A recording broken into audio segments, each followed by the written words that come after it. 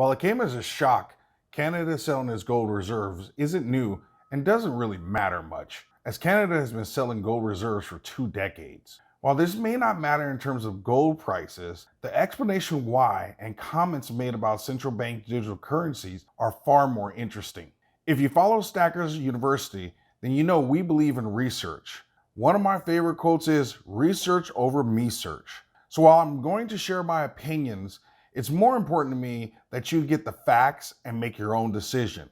Thursday, former Bank of Canada head David Dodge raised eyebrows with many of his comments. Unfortunately, the headlines focused more on Canada selling its gold reserves as opposed to their philosophical stance. His comments about central bank digital currencies, their 12-month partnership with MIT, and how this flies in the face of the prevailing thought that central bank digital currencies would be backed by gold or some other type of commodity. Like most good stories, let's go back a little bit in time, look at some articles, and see where the story takes us. If you take a look at the screen, you'll see the headline from Kitco News. And I don't want to read all these pieces to you, but I think it's some very interesting pieces here from the former head, David Dodge. The issue is quite clear that it costs to hold gold, whereas US or Chinese or Euro bonds yield a return, said Dodge. That was a strong view, and a view that our international monetary system was in place that was sufficiently robust, that holding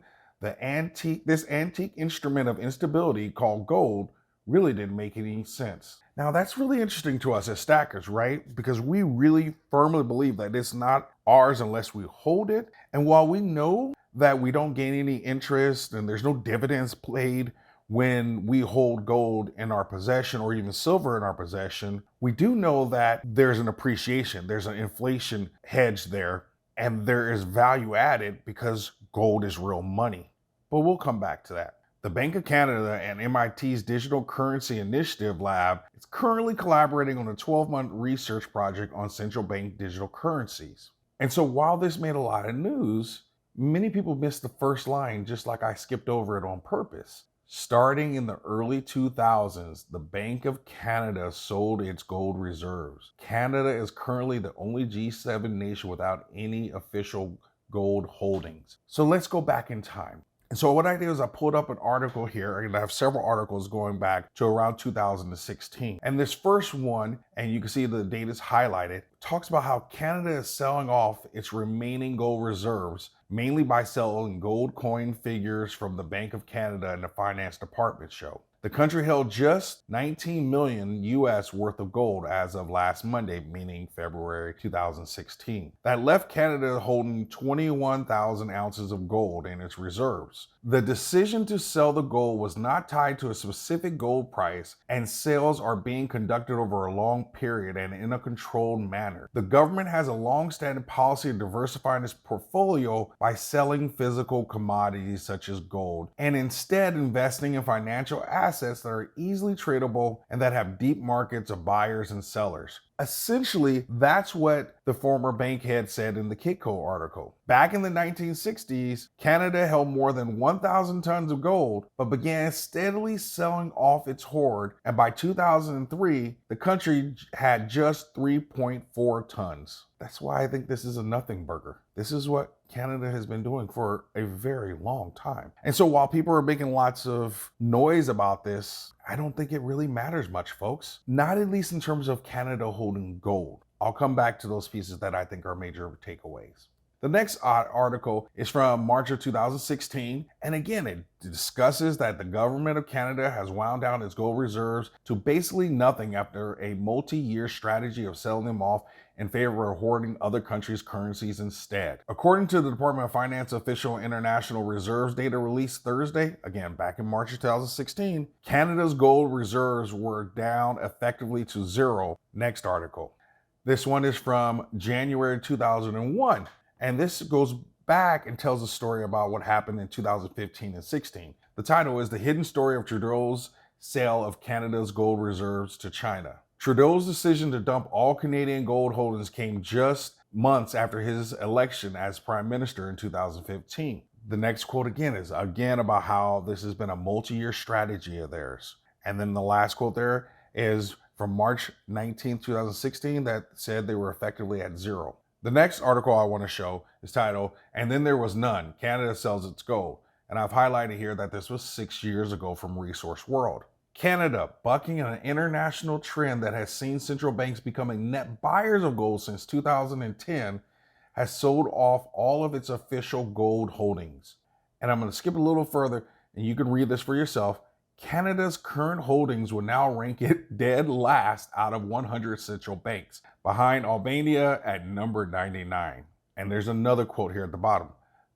Flash forward 17 years, and the Bank of Canada's reasoning for selling its gold was a, quote, long-standing policy of diversifying its portfolio by selling physical commodities such as gold.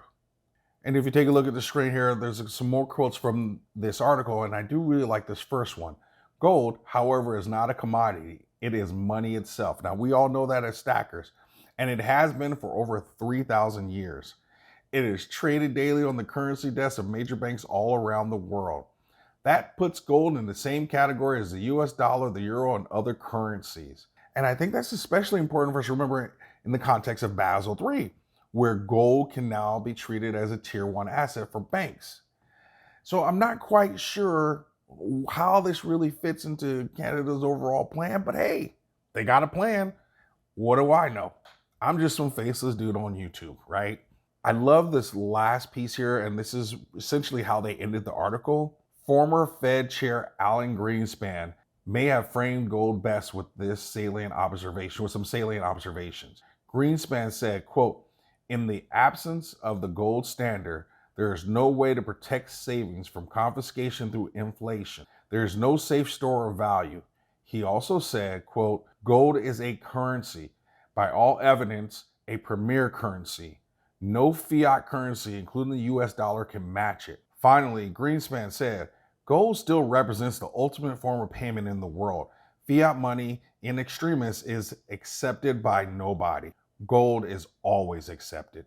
Which then leads me back to this interview that David Dodge gave. And I pulled out one quote in particular. And I'm only going to read part of the quote because the second half was already mentioned earlier. But the issue is quite clear that the cost to hold gold, whereas to holding US or Chinese or Euro bonds, yields you a return. So the sensible thing looking forward was to hold reserve assets in the form of claims on other governments rather than an asset which was costing us money to hold. Now, this is fascinating because everything we believe in and we follow as stackers is we don't want to be holding a debt instrument by a government. What if the government fails? What if it goes under like Venezuela, Zimbabwe, all the other places that we've seen over the last few years? But at the same time, Canada seems to be staking its future, its financial future at least, to US or Chinese or Euro bonds. When it comes down to it, Canada is following through with their long-term commitment and their belief. And I don't know if I can really take a strong position in one way or another, and I don't know if any of us can. We just have to kind of watch this one play itself out. But this news isn't really new news, so I wouldn't get riled up about it and I wouldn't read into it too much, because I don't think it really changes anything for gold and silver, short or long term. Now, the comments about central bank digital currencies, now that's interesting.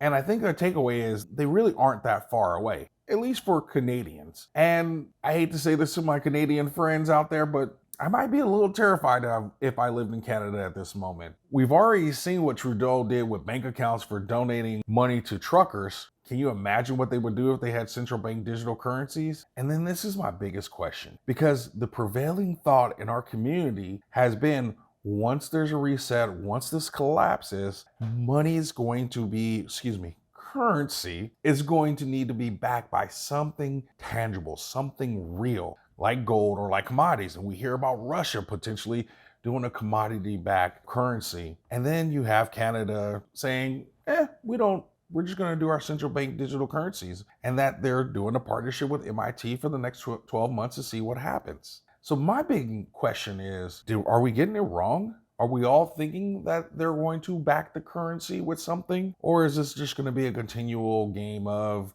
let a currency die, roll out a new one, inflate it away, let it die, roll out a new one? That's a really big question for me, and I'd love to hear your thoughts and comments about that. As we wrap this up, go ahead and comment either about that or What do you make of Canada selling its remaining gold? Thinking long term, if you lived in Canada, would you be concerned? Does Canada know something the rest of us don't know? Does this move mean that central bank digital currencies are 100% certainty? And if so, when? Thank you folks for watching this video all the way through. You are my A+ students.